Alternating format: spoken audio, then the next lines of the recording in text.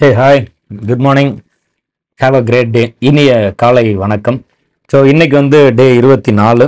So இன்னைக்கான 70 கேள்விகள் வந்து நம்ம பார்த்துடலாம். அண்ட் பர்டிகுலராக வந்து நாளைக்கு வந்து 25வது நாள், which is வந்து மார்ச் 25ல் இருக்கும்.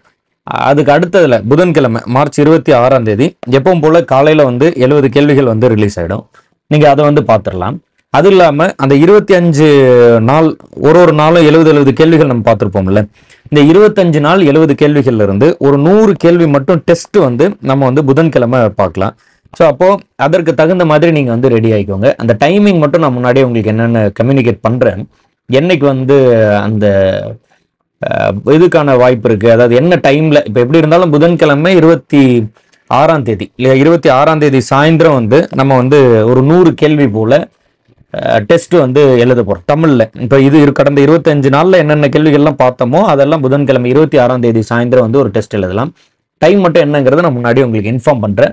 அதை பொறுத்து நீங்கள் வந்து இது பண்ணிக்கலாம். விச் இஸ் அந்த டெஸ்ட்டுக்கு ரெடியாக இருங்க. லைவ்ல நம்ம வந்து ஒரு 100 கேள்வி மட்டும் அந்த 25லேருந்து ஒரு 25 நாளோட 70 கேள்விகள்லேருந்து நம்ம வந்து ஒரு 100 கேள்விகள் மட்டும் டிஸ்கஸ் பண்ணலாம். அண்ட் அதே போல் ஏற்கனவே சொல்லியிருந்தது மாதிரி முன்னாடி யூனிட் 8, இப்போ வந்து யூனிட் 6 அப்படின்னு இருக்கக்கூடிய அந்த கொஸ்டின் பேங்க்லேருந்து 3635 கேள்விகள் வந்து நம்ம கொஸ்டின் பேங்காக பண்ணியிருக்கோம். அதோட அந்த புக்கோட டெமோ வீடியோ வந்து உங்களுக்கு டிஸ்கிரிப்ஷனில் இருக்கும். விருப்பம் இருந்தால் நீங்கள் அதை ஒரு முறை பார்த்துட்டு அதுக்கப்புறம் வந்து வேணும்னா வாங்கிக்கலாம். ஸோ இப்போ நம்ம வந்து இந்த ஃபர்ஸ்ட் டாப்பிக்கில் இருக்கக்கூடிய கேள்விகள் வந்து பார்த்துடலாம். மயங்கொலி பிழைகள். ஸோ மயங்கொலி பிழைகள் வந்து நிறைய நீங்கள் வந்து கமெண்ட் பண்ணுறதுக்கான, யோசித்து பதில் எழுதுறதுக்கான ஏரியா ரொம்ப நிறைய இருக்குது. நான் அதை படிக்கிறேன், கேளுங்க. என்ன பதிலாக இருக்கும் அப்படிங்கிறத வந்து நீங்கள் சொல்லுங்கள். அதுக்கப்புறம் அதில் வந்து நம்ம அடுத்த ஆன்சர்ஸ் பார்த்துடலாம். சரி, ஓகே, டன். ஸோ முதல் கேள்வி, இதுக்கு வந்து நம்ம பதில் கொடுத்துடலாம். இப்போ ஃபர்ஸ்ட் வந்து கூலி அப்படிங்கிறதுக்கு என்ன பொருள் அப்படின்னா சம்பளம். கூலி அப்படின்னா சம்பளம். இன்னொரு கூலி இதுதான். இந்த மாதிரியான இதுதான் நமக்கு தெரியாது என்னவா இருக்கும் அப்படின்னு யோசிப்போம் இல்லையா. இந்த கூலி அப்படிங்கிறதுக்கு இந்த ரெண்டுல ஏதோ ஒரு கூலி அப்படிங்கிறதுக்கு சம்பளம் தெரியும். எந்த லகரம் வரும் அப்படிங்கிறது அங்கே பரீட்சையில் போய் உட்காந்து நம்ம யோசிச்சுட்டு இருக்க முடியாது. தெளிவாக படிக்கணும். பல முறை சொல்லியாச்சு. திரும்ப திரும்ப திரும்ப திரும்ப படிக்கணும். ரிவைஸ் பண்ணி தான் நீங்கள் வந்து ஞாபகம் வச்சுக்க முடியும். அதனால முடிஞ்ச அளவுக்கு ஒரு முறை படிச்சிருங்க. திரும்ப திரும்ப திரும்ப திரும்ப அதை நினைவுபடுத்தி பார்த்துட்டே இருங்க. எவ்வளோ முடியுமோ அவ்வளோ தூரம் ரிவைஸ் பண்ணிக்கோங்க. அதுபோல் அடுத்ததெல்லாம் ட்ரை பண்ணுங்க. கொலை அப்படின்னா என்ன, கொலை அப்படிங்கிறது என்ன. இன்னொன்று வந்து கோல், இன்னொன்று கோல், 2 லகரத்துக்கு சொல்கிறோம். அதுபோல் அடுத்தது சூளை, இன்னொன்று வந்து சூளை அப்படின்னு 2 இது சொல்கிறோம். அடுத்தது சூள், அப்புறம் சூள், அப்புறம் சூள். 3 லகரத்திலையுமே சூள் அப்படிங்கிற வார்த்தை கொடுத்து அதுக்கு என்ன பொருள் அப்படிங்கிறது நம்ம கேட்டிருக்கோம். அதுபோல் அடுத்தது தவளை, அப்புறம் தவளை. இதில் ரொம்ப முக்கியமாக நீங்கள் வந்து ஈஸியாக வந்து அதில் நம்ம தப்பு பண்ணிடுறதுக்கு வாய்ப்பு இருக்குது. அதனால ரொம்ப முக்கியமாக அதெல்லாம் வந்து படித்து வச்சுக்கணும். இந்த மாதிரி லகர வேறுபாடு கொடுத்து ஒரு கேள்வி கேட்கறது வந்து சுலபமாகவும் போயிடலாம், பயங்கர டஃபாகவும் போயிடலாம், எங்க இருக்குன்னே தெரியாத அளவுக்கு கடினமாகவும் போயிடலாம். கவனமாக பார்த்துக்கோங்க. அடுத்து வந்து துளை, அப்புறம் வந்து துளை, 2 வார்த்தை இருக்கு. அதுபோல் அடுத்தது தோல், அப்புறம் இன்னொன்று வந்து தோல். அடுத்தது நளி, அப்புறம் நளி, பள்ளிக்கூடத்துக்கு வர லகரம். அடுத்தது நல்லார், நல்லார், பள்ளிக்கூடத்துக்கு வர லகரம். குண்டுலா பள்ளிக்கூடத்துக்கு வர லகரம் சொல்லி நம்ம படிப்போம். ஸோ அந்த அடிப்படையில் இதற்கு என்ன பொருள் அப்படின்னு நம்ம பார்க்கலாம். முதல் கேள்விக்கான பொருள் வந்து நம்ம ஆல்ரெடி பார்த்துட்டோம். கூலி அப்படின்னா ஒரு இதுக்கு வந்து சம்பளத்தை குறிக்குது. இன்னொரு கூலி அப்படிங்கிறது பேய் அதை வந்து குறிக்குது. அடுத்தது கொலை அப்படின்னா கொல்லுதல், கொலை. அப்போ இன்னொரு கொலை தான் என்னங்கிறது பிரச்சனை. தெளிவாக யோசிச்சிருக்கணும். நீங்கள் வீடியோ பாஸ் பண்ணிட்டு கூட நம்மளா இருந்தால் என்ன பதில் யோசிச்சிருப்போம் அப்படின்னு திங்க் பண்ணி பாருங்க. நம்ம மைண்டுக்குள்ள ஆல்ரெடி அந்த பதில் இருக்கா, ஏற்கனவே எங்கேயாவது படிச்ச மாதிரி இருக்கா அப்படிங்கிறத யோசிச்சு பார்த்து அந்த பதிலை எடுக்கிறதுக்கு முயற்சி பண்ணுங்க. இல்லைன்னா கத்துக்கோங்க, மைண்டுக்குள்ள போட்டு வச்சுக்கோங்க. அப்போ இன்னொரு கொலை அப்படிங்கிறது பாட்டு. ஒரு கொலை அப்படிங்கிறது குண்டுலா பயன்படுத்தினா கொல்லுதல். கொலை அப்படிங்கிற பள்ளிக்கூடத்துக்கு வர லகரம் பயன்படுத்தினோம்னா பாட்டு. அடுத்தது கோல். இதுல கோல் அப்படிங்கிறது ஊன்றுகோல். கோல் அப்படிங்கிறது எதை மீன் பண்ணுது அப்படின்ட்டுனா ஊன்றுகோல். இன்னொரு கோல் பள்ளிக்கூடத்துக்கு வர லகரம், அந்த லகரம் பயன்படுத்தும் போது புறங்கூறல். கோல் அப்படிங்கிறது புறங்கூறல் சொல்லுது. அடுத்தது சூளை அப்படின்னா நோய், சூளை நோய் அப்படின்னே நம்ம படிப்போம். அடுத்தது சூளை அப்படின்னா செங்கல் சூளை. செங்கலை வச்சு மண்ணை வச்சு நம்ம நாட்கணக்கில் வெப்பப்படுத்தி அதுல இருந்து உருவாக்குறோம்ல, அந்த மாதிரியான அந்த செங்கலை உருவாக்குற இடத்துக்கு பேரு சூளைன்னு சொல்லுவோம். இன்னொரு சூளை அப்படிங்கிறது நோயை குறிக்குது. அதுபோல சூள், சூள், சூள் அப்படின்னு 3 இருக்கு. இதுல சூள் அப்படின்னா கற்பம். அதுபோல சூள் அப்படிங்கிறது சபதம், சூளுரைத்தல் அப்படின்னு படிப்போம்ல, அந்த சூள். அப்ப 3வது சூள் என்ன அப்படின்னா சுற்று, சூழ்ந்து கொள்ளுதல், சுற்று. அடுத்து தவளை. இந்த தவளை அப்படிங்கிறது தெளிவா பார்த்து வச்சுக்கணும். இந்த தவளை அப்படிங்கிறது பாத்திரம், தவளை. அதுபோல இன்னொரு தவளை அப்படிங்கிறது விலங்கு. தவளைங்கிற விலங்கு நம்ம தெரியும்ல, அந்த விலங்கு வந்து இந்த பள்ளிக்கூடத்துக்கு வரலாகிறோம். இன்னொரு தவளைங்கிறது பாத்திரத்தை குறிக்குது. அதுபோல துளை அப்படின்னா தராசு. இது நல்லா கிளியரா படிச்சு வச்சுக்கோங்க. இந்த துளையை வந்து துளையிடுதல் அந்த மாதிரி துளையா இது பண்ணிக்காதீங்க. இந்த துளை அப்படிங்கிறது தான் துவாரம். பள்ளிக்கூடத்துக்கு ஒரு லகரம் வந்து துவாரம். அது குண்டுலா பயன்படுத்தினோம்னா அதுக்கு வந்து என்ன பொருள்படுது அப்படின்னா தராசு. தராசு அதான் பொருள்படுது. அதுபோல அடுத்தது தோல் அப்படின்னா தெரியும் இல்லையா, நம்ம தோல் சருமம். அதுபோல அடுத்தது தோல் அப்படின்னா புயம். தோல் சிறந்த தோள்களை கொண்டான் அப்படின்னு படிக்கிறோம்ல, அப்படின்னா புயம். அடுத்தது வந்து நளி. நளி அப்படிங்கிறது வந்து வருந்து. இன்னொரு நளி அப்படின்னா நடுக்கம். தெளிவா படிக்கணும். அதுபோல அடுத்து நல்லார் அப்படின்னா நல்லவர். நல்லார் அப்படின்னா பகைவர். எவ்வளவு ஒரு அற்புதமான ஒரு தமிழ் பாருங்களேன். ஒரு லா பயன்படுத்தினா நல்லார், இன்னொரு பள்ளிக்கூடத்துக்கு வர லகரம் பயன்படுத்தினோம்னா அந்த நல்லார் அப்படிங்கிற சொல்லுக்கு வந்து பகைவரை குறிக்குது இல்லையா. சரி, இப்போ இதுவே இன்னொரு முறை ரிவிஷன் பண்ணிடலாம். நல்லா ப்ராப்பரா காது கொடுத்து கேட்டுருங்க. கூலி சம்பளம், கூலி பேய். கொலை அப்படின்னா கொள்ளுதல், கொலை அப்படின்னா பாட்டு. அதுபோல கோல் அப்படின்னா ஊன்றுகோல், கோல் அப்படின்னா புறங்கூறல். சூளை அப்படின்னா நோய், சூளை அப்படின்னா செங்கல் சூளை. அடுத்து சூள் அப்படின்னா கர்ப்பம், சூள் அப்படின்னா சபதம். இன்னொரு சூள் அப்படின்னா சுற்று. தவளை அப்படின்னா பாத்திரம், தவளை அப்படின்னா விலங்கு.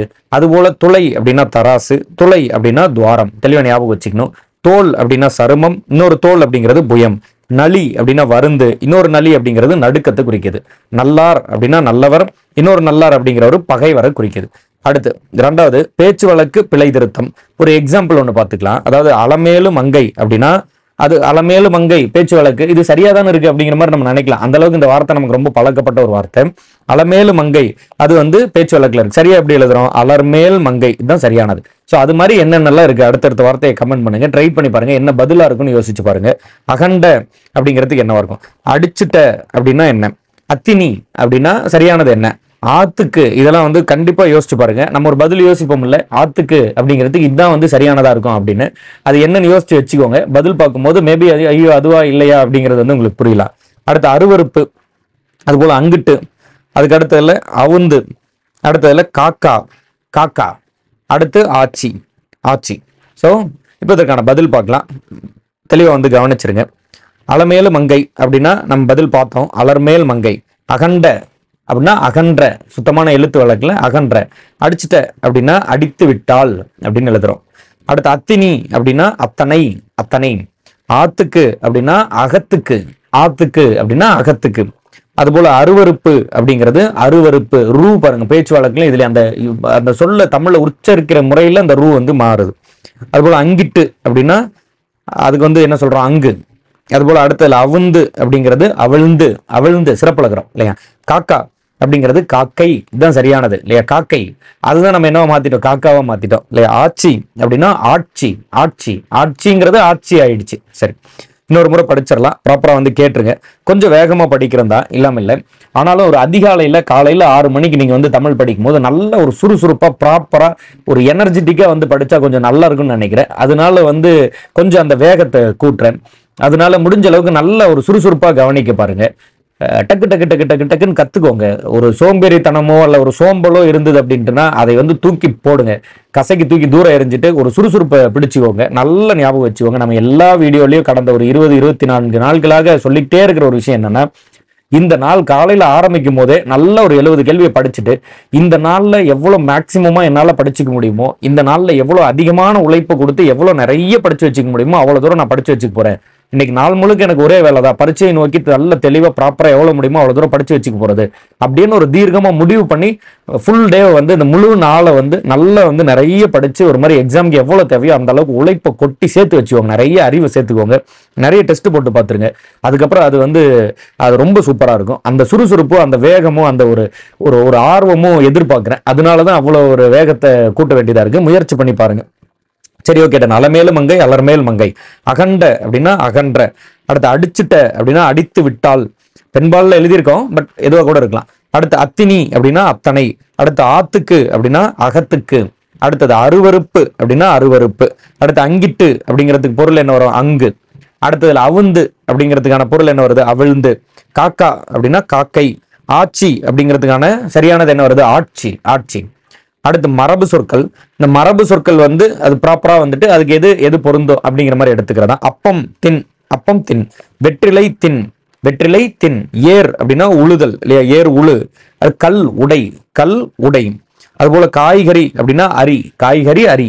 அடுத்து நார் அப்படிங்கிறதுக்கு எது பொருந்தும், ரேண்டமா நீங்க வந்து கெஸ் பண்ணி பாருங்க எது பொருந்தும் அப்படின்னு. இலை, அது போல சந்தனம், அது போல சோறு, அப்புறம் சோறு. சோறுங்கிறதுக்கு 2 வார்த்தை வந்து நம்ம பொருத்தி பார்க்கலாம். ஸோ இதற்கான பதில் எல்லாம் பார்க்கலாம். ஏற்கனவே மற்றது பார்த்துருந்தோம். இந்த நார் அப்படிங்கிறதுக்கு என்ன பதில்? கிளி, நார் கிளி. இலை, இலை பரி, இலை பரி. அது போல அடுத்து சந்தனம், சந்தனம் என்ன பண்றோம் அப்படின்ட்டுனா சந்தனம் பூசு, சந்தனம் பூசு. அடுத்ததுல சோறு அப்படிங்கிறது சோறு உண் அப்படி ஒன்று சொல்லலாம். இன்னொன்று என்ன சொல்லலாம்? சோறு சமை அப்படின்னு ஒன்று சொல்லலாம். ஸோ இதெல்லாம் தான் இதற்கான பதில். ப்ராப்பரா கவனிங்க. ஒரு முறை நல்லா வந்து இன்னொரு முறை ரிவைஸ் பண்ணிடலாம். அப்பம் தின், வெற்றிலை தின். அதுபோல ஏர் உழு, ஏர் உழு. கல் உடை இல்லையா, கல் வந்து உடை. அடுத்து காய்கறி அரி, காய்கறி அரி. அடுத்து நார் அப்படின்னா நார் கிளி, நார் கிளி. அதுபோல அடுத்து இலை பரி, இலை பரி. சந்தனம் பூசு, சந்தனம் பூசு. அடுத்து சோறு உண், அடுத்து சோறு சமை, சோறு உண். அடுத்ததுல சோறு சமை அப்படின்னு 2 எடுத்துக்கிறோம். அடுத்தது கலை சொற்கள் இல்லையா, கலை சொற்கள். அடுத்த யூனிட் கலை சொற்கள். இது ஒரு மாதிரி ஆங்கில சொல்லு, அதற்கு தமிழ் சொல்லு, அந்த மாதிரி கொண்டு போயிடுறோம். 2 முறை படிக்கிறேன், அதை நல்ல தெளிவாக காது கொடுத்து கேட்டுருங்க, உள் வாங்கிருங்க, டக்குன்னு பதில் அடிக்கிற மாதிரி பார்த்துக்கோங்க பரீட்சையில மீட் பண்ணும்போது. லெவல் கிராசிங் அப்படின்னா இருப்பு பாதையை கடக்கும் இடம். லெவல் கிராசிங் இருப்பு பாதையை கடக்கும் இடம். மெட்ரோ ட்ரெயின் மாநகர தொடர்வண்டி, மாநகர தொடர்வண்டி. பிளாட்ஃபார்ம் அப்படின்னா நடைமேடை. ட்ரெயின் ட்ராக் அப்படின்னா இருப்பு பாதை, இருப்பு பாதை. ரயில்வே சிக்னல் தொடர்வண்டி வழிக்குறி, சிக்னல் இல்லையா, தொடர்வண்டி வழிக்குறி. அடுத்து டிக்கெட் இன்ஸ்பெக்டர் அப்படின்னா பயணச்சீட்டு ஆய்வர், பயண சீட்டு ஆய்வர். அனிமேஷன் அப்படிங்கிறதுக்கான தமிழ் சொல் என்னவா இருக்கும்? ட்ரை பண்ணி பாருங்க, கமெண்ட் பண்ணுங்க, யோசிச்சு பாருங்க என்னவா இருக்கும் அப்படின்னு. டக்குன்னு நமக்கு ஞாபகம் வருதா? ட்ரை பண்ணி பாருங்க. அப்ஸ்ட்ராக்ட் நவுன் அப்படின்னா என்னவா இருக்கும்? அதுபோல லாபி அப்படின்னா என்னவா இருக்கும்? அடுத்தது வந்து ஆக்சிம், ஆக்சிம் AXIOM, ஆக்சிம் அப்படின்னா என்னவா இருக்கும்? ட்ரை பண்ணி பாருங்க. இப்போ நம்ம மறைச்சு வச்சதுக்கெல்லாம் ஆன்சர் சொல்லிடலாம். அனிமேஷன் நீங்க வந்து அதை யோசிக்கலன்னா பாஸ் பண்ணிட்டு கூட வீடியோவை டக்குன்னு திங்க் பண்ணி பாத்துருங்க என்னவா இருக்கும் அப்படிங்கிற பதில வந்து அசை போட்டு பாருங்க. ஏதாவது ஒரு பதில் கிடைக்குதான்னு பாருங்க. அந்த பதில் வச்சுட்டு ஓகே நம்ம என்ன பதில் சொல்றோம் அப்படிங்கறது செக் பண்ணி பார்த்துக்கோங்க. அனிமேஷன் அப்படிங்கிறதுக்கு அசைவூட்ட படம், அசைவூட்ட படம். அடுத்து அப்ஸ்ட்ராக்ட் நவுன் அப்படின்னா பண்பு பெயர், அப்ஸ்ட்ராக்ட் நவுன் அப்படிங்கிறது பண்பு பெயர். லாபி அப்படின்னா ஓய்வறை, லாபி அப்படிங்கிறது ஓய்வறையை குறிக்குது. அதுக்கு அடுத்து ஆக்சிம், ஆக்சிம் அப்படின்னா விழுமியம், ஆக்சிம் அப்படின்னா விழுமியம். சரி, ஓகே டன். இப்போ எல்லாத்தையும் ஒரு முறை ரிவைஸ் பண்ணிடலாம், ப்ராப்பரா கவனிச்சிருங்க. லெவல் கிராசிங் இருப்பு பாதையை கடக்கும் இடம். மெட்ரோ ட்ரெயின் மாநகர தொடர்வண்டி. அதுபோல பிளாட்ஃபார்ம் அப்படின்னா நடைமேடை. ட்ரெயின் ட்ராக் அப்படின்னா இருப்பு பாதை. ரயில்வே சிக்னல் அப்படின்னா தொடர்வண்டி வழிக்குறி, தொடர்வண்டி வழிக்குறி. டிக்கெட் இன்ஸ்பெக்டர் அப்படின்னா பயணச்சீட்டு ஆய்வர். அனிமேஷன் அப்படின்னா அசைவூட்ட படம். அப்ஸ்ட்ராக்ட் நவுன் அப்படின்னா பண்பு பெயர். அதுபோல அடுத்து லாபி அப்படின்னா ஓய்வறை, லாபி அப்படிங்கிறது ஓய்வறை. ஆக்சிம் அப்படின்னா விழுமியம், ஆக்சிம் அப்படின்னா விழுமியம். ஞாபகத்துல வச்சுக்கணும், கவனமா படிச்சிடணும். அடுத்து 5வது யூனிட் உவமை தொடரின் பொருள் அறிதல். உவமை தொடரின் பொருள் அறிதல். ஃபர்ஸ்ட் என்ன படிக்கிறோம்? பழம் நழுவி பாலில் விழுந்தது போல அப்படின்னா இன்ப மிகுதி, இன்ப மிகுதி. அடுத்து வெந்த புண்ணில் வேல் பாய்ச்சுவது போல அப்படின்னா வருத்தம், வெந்த புண்ணில் வேல் பாய்ச்சுவது போல அப்படின்னா வருத்தம். அனலிற்பட்ட மெழுகு போல, அனலிற்பட்ட மெழுகு போல. துன்பம் கண்டு உருகுதல், அனலிற்பட்ட மெழுகு போல அப்படின்னா துன்பம் கண்டு உருகுதல். குளிக்க போய் சேற்றை பூசி கொண்டு வருவது போல, குளிக்க போய் சேற்றை பூசி கொண்டு வருவது போல. குறும்புகளில் ஈடுபடுவது, குறும்புகளில் ஈடுபடுவது. அடுத்து பொன்மலர் மனம், பொன்மலர் மனம் பெற்றது போல், பொன்மலர் மனம் பெற்றது போல். அதுக்கு என்ன சொல்றோம்? பொருட்செல்வர் அறிவு செல்வத்தை தேடிக்கொள்வது, பொருட்செல்வர் அறிவு செல்வத்தை தேடிக்கொள்வது. அடுத்து உமி குற்றி கை சலித்தது போல, உமி குற்றி கை சலித்தது போல அப்படின்னா வருத்தம். கண்ணில்லாதவன் கண் பெற்று இழந்தது போல, கண்ணில்லாதவன் கண் பெற்று அப்புறம் இழந்தது போல அப்படின்னு என்ன சொல்றோம்? தவிப்பு, தவிப்பு. அதுக்கு அடுத்ததுல கரையான் புற்றெடுக்க கருணாகம் குடிபுகுந்தது போல, கரையான் புற்றெடுக்க கருணாகம் குடிபுகுந்தது போல அப்படின்னா அத்துமீறல், வேற ஒருத்தன் உழைப்ப ஆட்டை போட்டுறது. அதுக்கு அடுத்ததுல அச்சில் வார்த்தார் போல அப்படின்னு ஒன்று படிக்கிறோம். அச்சில் வார்த்தார் போல அப்படின்னா ஒரே சீராக அப்படின்னு அர்த்தம், ஒரே சீராக. அடுத்து ஆப்பறைந்த மரம் போல அப்படின்னா உறுதி, ஆப்பறைந்த மரம் போல அப்படிங்கிறது உறுதியை குறிக்குது. சரி, இன்னொரு முறை அதை படிச்சிடலாம். உவமை தொடரின் பொருள் அறிதல் ஒரு மாதிரி சுலபமா தெரியல, நல்ல காது கொடுத்து கேட்டு வச்சிருங்க. ஈஸியா தெரியிற இடத்துலதான் நம்மளை வந்து கேள்வி கேட்டு ஈஸியா மடக்கிடுவாங்க. அதனால கவனமா படிக்கணும், கவனம், ரொம்ப ரொம்ப கவனம். பழம் நழுவி பாலில் விழுந்தது போல அப்படின்னா இன்ப மிகுதி. வெந்த புண்ணில் வேல் பாய்ச்சுவது போல அப்படின்னா வருத்தம், வெந்த புண்ணில் வேல் பாய்ச்சுவது போல அப்படின்னா வருத்தம். அனலிற்பட்ட மெழுகு போல அப்படின்னா துன்பம் கண்டு உருகுதல், துன்பம் கண்டு உருகுதல். குளிக்க போய் சேற்றை பூசி கொண்டு வருவது போல் அப்படின்னா குறும்புகளில் ஈடுபடுவது, குறும்புகளில் ஈடுபடுவது. பொன்மலர் மனம் பெற்றது போல், பொன்மலர் மனம் பெற்றது போல் அப்படின்னா பொருட்செல்வர் அறிவு செல்வத்தை தேடிக்கொள்வது. அடுத்து உமி குற்றி கை செலித்தது போல அப்படின்னா வருத்தம். உமி குற்றி கை செலித்தது போல அப்படின்னா வருத்தம். கண்ணில்லாதவன் கண் பெற்று இழந்தது போல அப்படின்னா தவிப்பு. கண்ணில்லாதவன் கண் பெற்று இழந்தது போல அப்படின்னா தவிப்பு. அடுத்து கரையான் புற்றெடுக்க கருநாகம் குடி புகுந்தது போல அப்படின்னா அத்துமீறல். அச்சில் வார்த்தார் போல் அப்படின்னா ஒரே சீராக. ஆப்பறைந்த மரம் போல அப்படிங்கிறது உறுதியை குறிக்குது.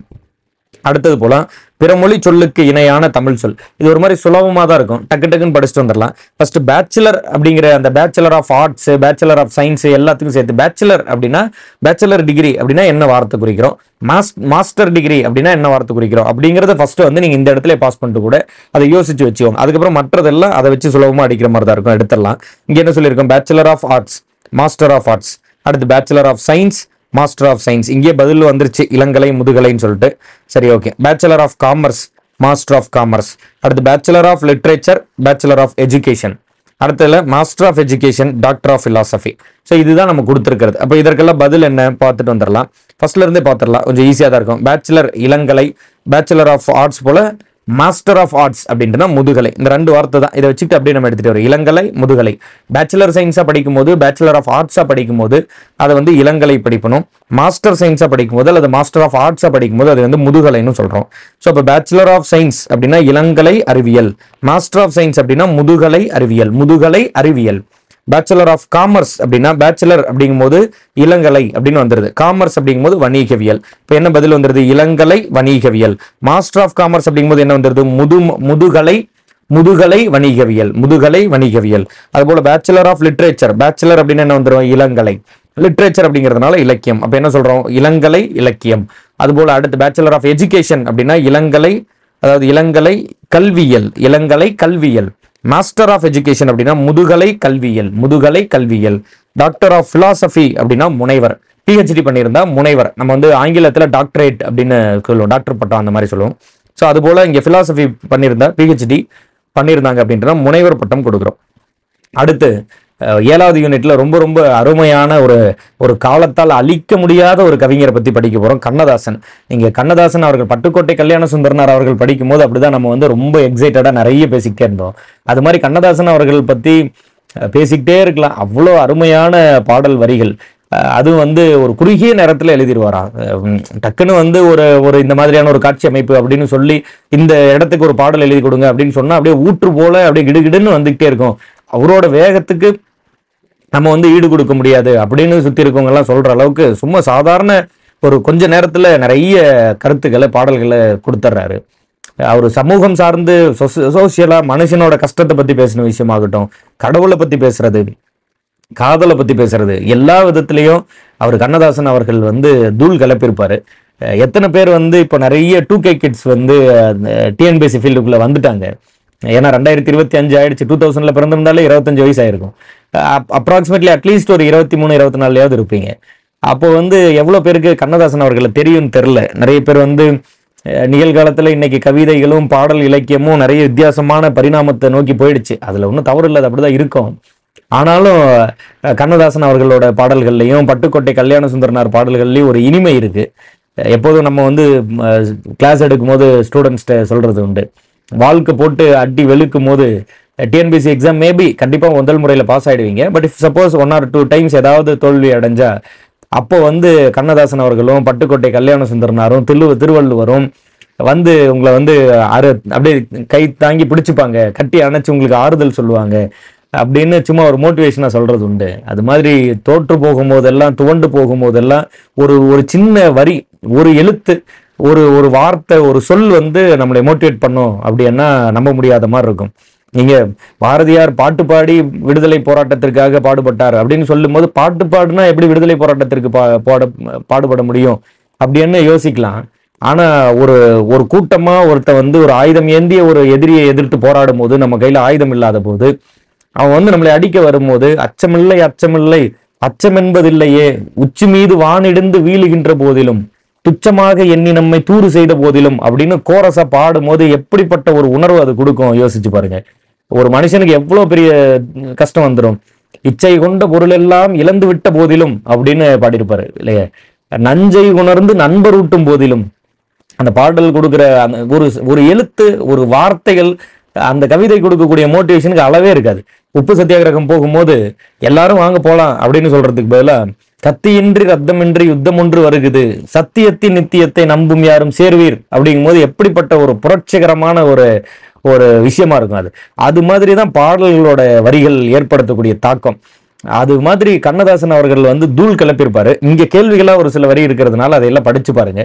உங்களுக்கு பிடித்த ஏதாவது ஒரு கண்ணதாசன் அவர்களோட பாட்டை வந்து நீங்க வந்து கமெண்ட் பண்ணலாம். விருப்பம் இருந்தா கமெண்ட் பண்ணுங்க. ஏதாவது ஒரு புரட்சிகரமான, இல்ல எப்பயாவது தோண்டு போகும்போது கேட்கிற மாதிரி. ஏன்னா எல்லா பாடல்களும் நம்ம கேட்டிருக்க மாட்டோம். ஒரு அருமையான பாடல் வந்து எங்கேயாவது ஒரு இடத்துல போய் ஒளிஞ்சிருக்கும். அதனால நீங்க சொல்லும் போது அதை நம்ம கண்டுபிடிச்சு போய் கேட்டு அதுல இருக்கக்கூடிய இனிமையை புரிஞ்சுக்கிட்டா ரொம்ப அற்புதம். கொஞ்சம் நேரம் எடுத்துக்கிட்டேன் தான் நான் வந்து அதுக்கு டாப்பிக்கை தாண்டி ஒரு சில விஷயங்கள் பேசிட்டேன். பட் ஆனா கூட அதுல வந்து ஒரு ஒர்த்தான விஷயமா இருக்கும்னு நம்புறேன். சரி, ஓகே, டன். போவோம், கேள்விக்கு போவோம். நதி செய்த குற்றம் இல்லை, விதி செய்த குற்றம் இன்றி வேறு யாரம்மா. நதி செய்த குற்றம் இல்லை, விதி செய்த குற்றம் இன்றி வேறு யாரம்மா என்னும் வரிகள் யாருடையது? திரு கண்ணதாசன் அவர்களுடையது. அதுபோல நான் நிரந்தரமானவன், அழிவதில்லை, எந்த நிலையிலும் எனக்கு மரணம் இல்லை என்று குறிப்பிட்டவர் யார்? அவருக்கு எப்படிப்பட்ட ஒரு கான்பிடன்ஸ் பாருங்க. நான் நிரந்தரமானவன், அழிவதில்லை, எந்த நிலையிலும் எனக்கு மரணம் இல்லை என்று குறிப்பிட்டவர் திரு கண்ணதாசன் அவர்கள்.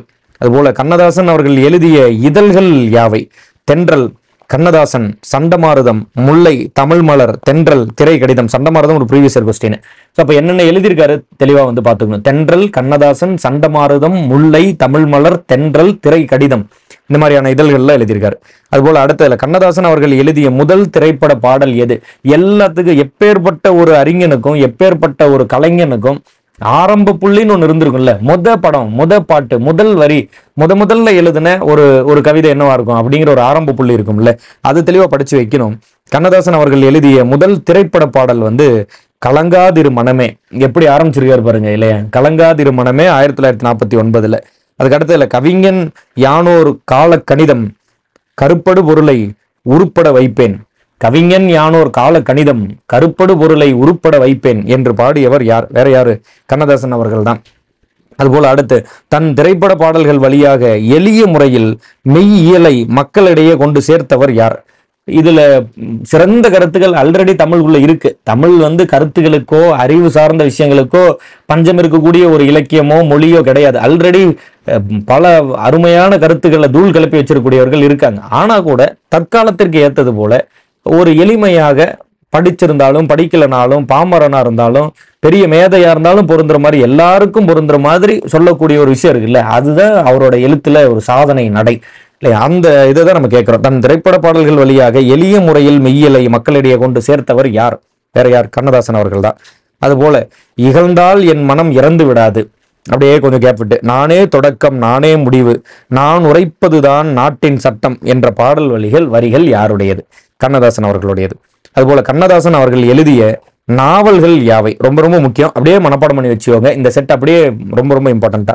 சேரமான் காதலி, வரலாற்று புதினம், ஆயிரம் தீவு அங்கையர் கண்ணி, ஆயிரம் தீவு அங்கையர் கண்ணி.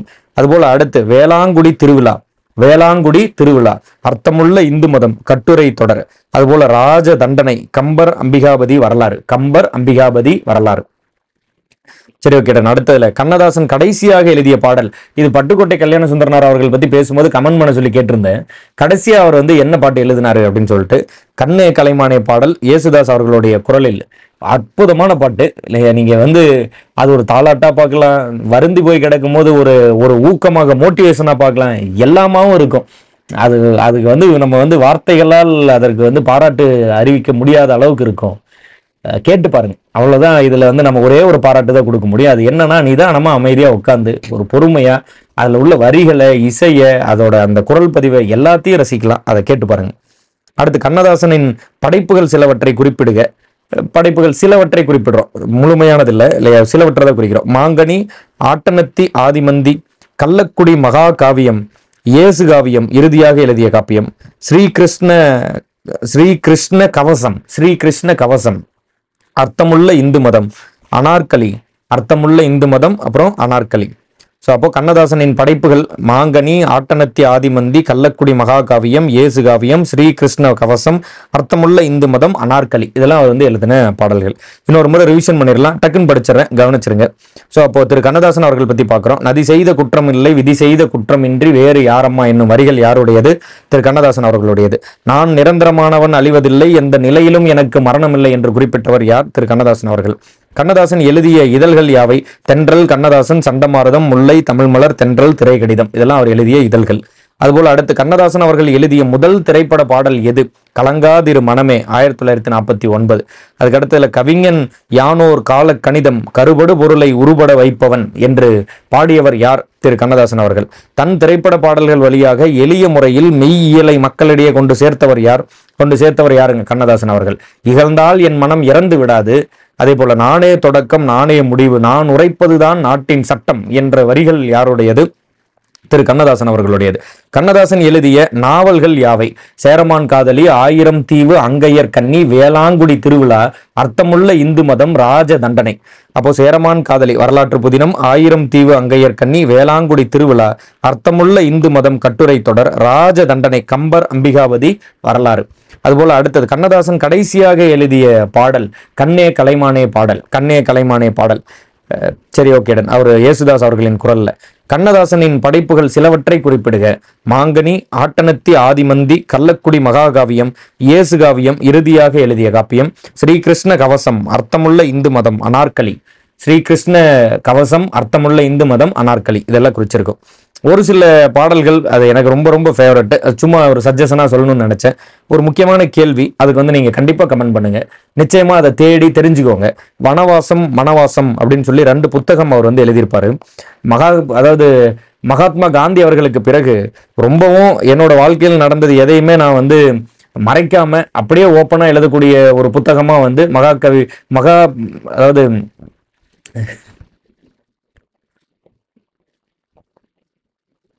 ஓகே, மகாத்மா காந்தி அவர்களுக்கு பிறகு ரொம்ப ஒரு மாதிரி அப்பட்டமான ஒரு சுயசரிதையாக இது இருக்கும் அப்படின்னு முதல்ல அவரே குறிச்சிருப்பாரு. அவரே வந்து அந்த இதை சொல்லிதான் அந்த இதை எழுதியிருப்பாரு. வனவாசம் மனவாசம் 2மே நான் படித்தேன், ரொம்ப நல்லா இருக்கும். விருப்பம் இருந்தால் படிச்சு பாருங்க. எப்போதும் சொல்றது போலதான், இப்போ பரீட்சைக்கு படிங்க, பரீட்சைக்கு பாஸ் ஆகுங்க, அதன் பிறகு நீங்க வந்து மற்ற புத்தகங்கள் வாங்கி படிங்க. பட் வாங்கி படிக்கும் போது கண்டிப்பா வந்து மனவாசம் வனவாசம் இந்த 2 புத்தகங்களையும் நீங்க வந்து ஒரு சஜஷன் லிஸ்ட்ல வச்சுக்கோங்க. விருப்பம் இருந்தால் படிச்சு பாருங்க. இப்போதைக்கு கேள்வி என்ன? அவருடைய இயற்பெயர் என்ன? கண்ணதாசன் அப்படிங்கிறது பின்னாட்கள்ல அவர் வந்து தனக்கு ஒரு பேர் சூட்டிக்கிறாரு, அதுபடிதான் வருது. அதுபோல இயற்பெயர் அப்போ அவருக்கு நிஜத்துல இருந்து அந்த இயற்பெயர் என்ன அப்படிங்கிறத நீங்க வந்து கமெண்ட் பண்ணலாம். சென்னைக்கு போவாரு, பாட்டு எழுத ட்ரை பண்ணுவாரு, அது அப்படியே ஒரு மாதிரி போகும், நல்லா இருக்கும். நீங்க வனவாசம் படிக்கும் போது அதெல்லாம் அப்படியே ஒரு கதையா படிப்பீங்க, நல்லா இருக்கும். சரி, ஓகே, இங்கிட்ட வந்துருவோம். போராடும் போது வீண் முயற்சி, வென்ற பின் விடாமுயற்சி. இது கூட அவரோட ஒரு கோட் மாதிரி தான், ஒரு கூற்று மாதிரி தான் சொல்லுவாங்க.